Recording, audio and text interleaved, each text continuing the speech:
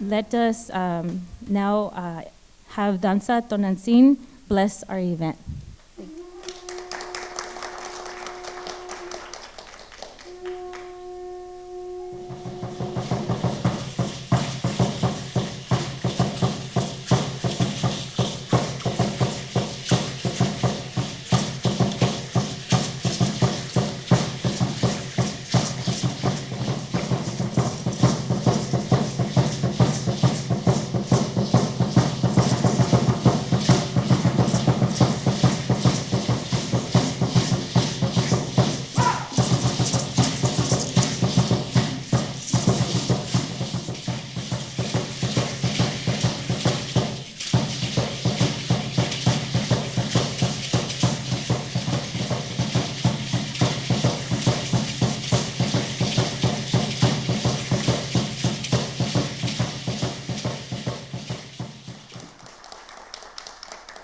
So good morning and welcome to our second Chicana Studies Summit. I am a professor at Cal State Channel Islands in Chicana Studies. So today we have an amazing program, and our goal this year is to continue our work across all institutions, but to shine a light on a pressing issue that is the next frontier of the Chicana and Chicano movement, which is the implementation of ethnic studies as a graduation requirement in all high schools.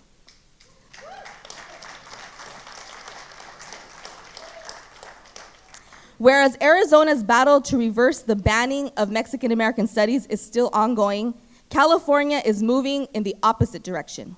The passage of Luis Alejo's Assembly Bill 2016, which formed a statewide committee to develop a high school ethnic studies curriculum, will be completed by December 2019. And Jose Medina's Assembly Bill 2772, which recently passed the Assembly Education Committee, if signed by the governor, will ensure that by 2024, all of California's 1.7 million high school students will take an ethnic studies course as part of their graduation requirement. Decades. And so without further ado, I'd like to invite our first speaker for the day, Raquel Jimenez.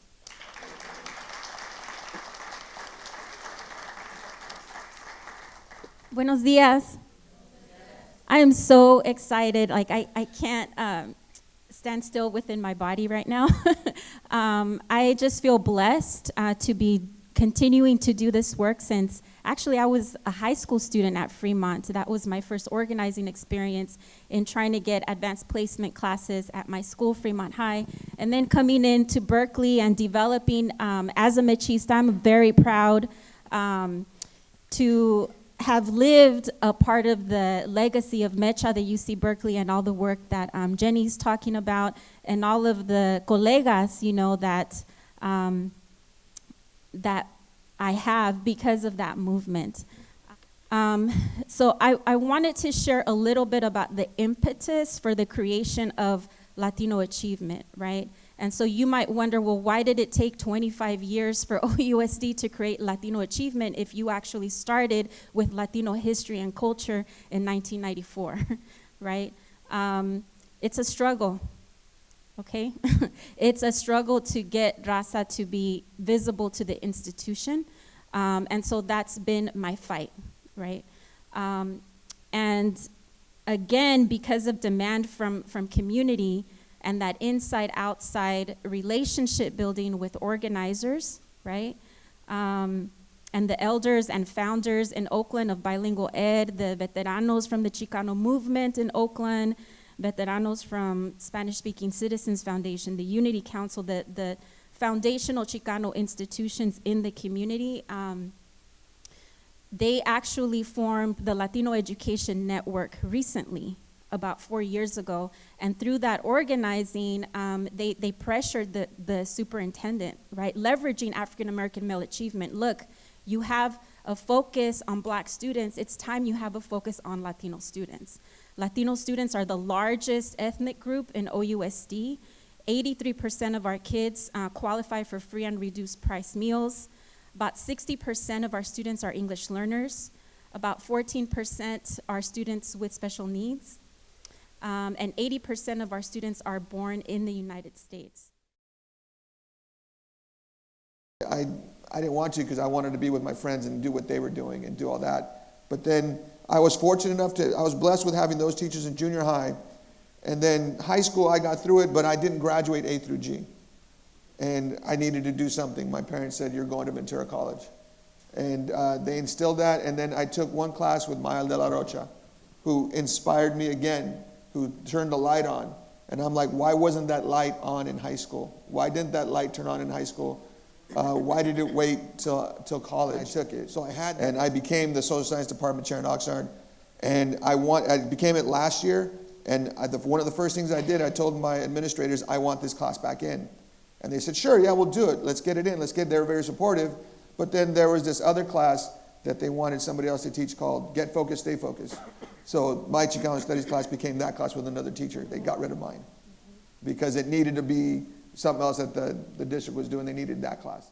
Hi, I just, I want to tell you, as I was sitting back there, how wonderful it is to feel supported in this room. A lot of times as high school teachers, we're extremely isolated in our classrooms, thinking that we're holding the cause on our own and that no one else understands. And it's really beautiful to see all of you of different ages and different age levels and people who have walked the path before us.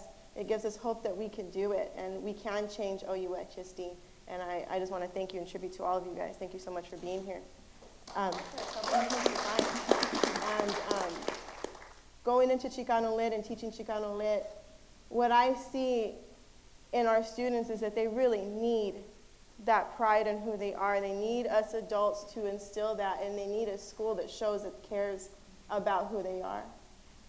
We can no longer be a district that only has 2 sections of Chicano Lit when 90% of the school is Latino, Mexican, Mexican-American. We can't continue that. Just like in terms of the state of Chicano studies at our schools, well, just to tell you of all the senior classes, ERWC, Chicano Lit, English 4 AP, the one that's degraded the most by some teachers and some counseling units, some counselors at our school, is Chicano Lit. They're being told that they won't get into higher level colleges if they take Chicano Lit. They're being told they're not going to be prepared for college if they take Chicano Lit. They're being told that it's lower than the rest of them.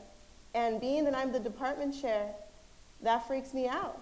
And I go out to my teachers and I'm like, hey, what are you saying? What are you doing? Here. So my experience, I know a little bit about what came before me, but I know most, of course, about what has taken place in the district in my tenure there. I've been at Rio Mesa High School since 2002. I've seen a lot of changes, some of them good, some of them not so good. But a lot of what I've seen echoes what my colleagues have said, that there's no nice way to say it. There's institutional racism, I think, that has been in our district for a while. And I think it's kind of that unconscious bias at times too, that people aren't aware of.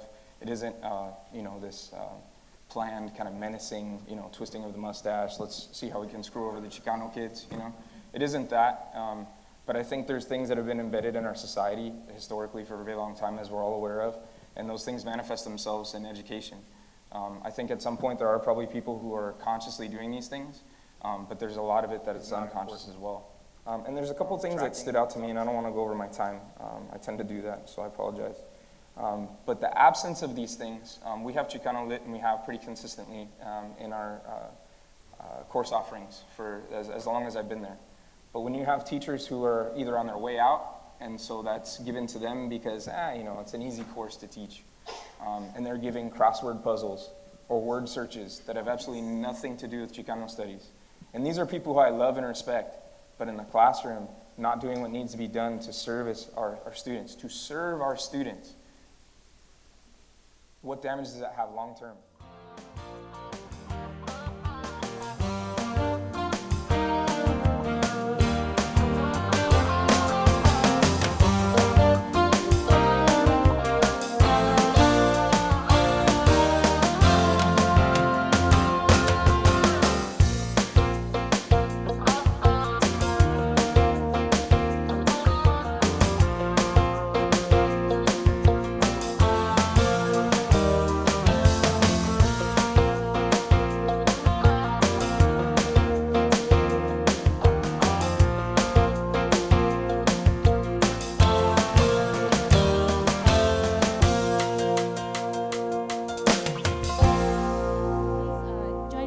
welcoming Professor Garcia.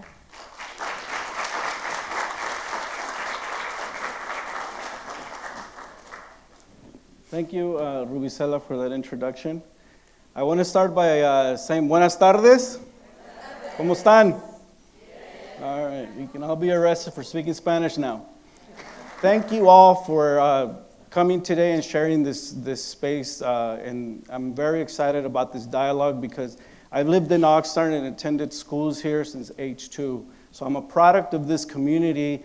And I know that if it wasn't for Chicana and Chicano studies, I think I still would have gone to college, but I don't know that I would have been as motivated to do the kind of work that I do if it wasn't for those courses. So for today, I want to focus on some of the people that I interviewed, in part because, again, this is the first time I actually share this work in my community. Usually I'm in another state and another city.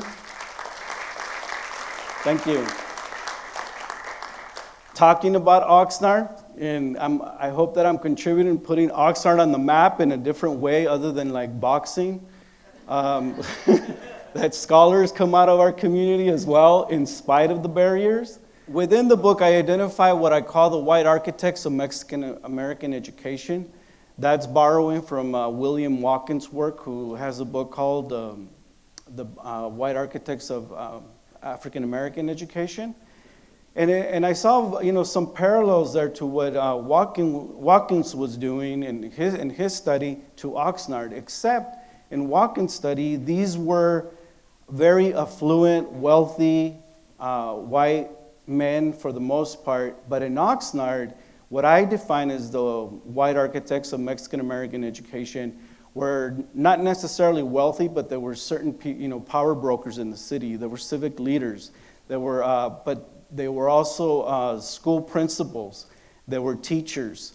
They were, ordinary just citizens, business owners. And so, but they had a say in developing what type of education Mexican American children were going to receive in Oxnard. So that's 4 concurrent strategies of segregation. One was establishing a racial hierarchy. So whites, from the very beginning, from 1903, if we take that as the starting point, the incorporation of the city of Oxnard, set up a racial hierarchy, and naturally they put themselves at the top of it. And the second strategy of segregation was that they build an interconnection between residential and school segregation. Oftentimes, these two are seen as separate, and what I try to do in my work is talk about the interconnection. That school segregation and residential segregation are actually very interconnected. Now, coming back to the schools, before 1940, the 3 grammar schools, they're all west of the track. And this is what I like about being here, because usually if I'm in somewhere else, I have to explain the map, but you all know where I'm talking about, right? You know the track, you know, so I don't have to go through any of that. All the schools are on the west side. The track, historically, we often view it as a sign of progress, but not for Native Americans, not for Mexicans. The tracks in Oxnard Boulevard, for communities of color is the color line, what Du Bois called the color line. So coming from the very highest authority, she had this covenant. And it was a tacit agreement, when they were purchasing and buying homes, so that Mexicans would not be allowed, even if you had the money, to buy any houses on the west side of those tracts. So her property deed said that said property shall not at any time be lived upon by any person whose blood is not entirely that of the Caucasian race, but if persons not of the Caucasian race be kept thereon by a Caucasian occupant, strictly in the capacity of servant of such occupant, such circumstances shall not constitute a violation of this condition. So in some ways, all the research that we do, and I work with graduate students working on their doctorate, and I would say all the research that we do is some way autobiographical. Yes, it was about my community, but I start it ends right around the time that, I'm just in kindergarten. So it's not really about my family, though. Towards the end of the work, I discovered that I actually got bused to Marina West, right? So, but how did they pick me? My brothers and sisters were still going to Rose Avenue. All I can come up with is that maybe it was the way I dressed in kindergarten. I was identified as one of the brightest and cleanest. Thank you.